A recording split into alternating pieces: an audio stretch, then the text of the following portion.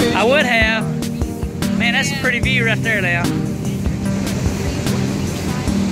It's nice and smooth too, Tim. Yeah. Yeah, not too many people braving it tonight.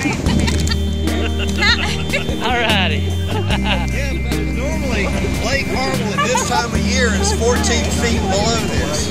Yeah, it's actually doing pretty good, ain't it? Doing good, doing good. Yeah. November 15th. Huh? What?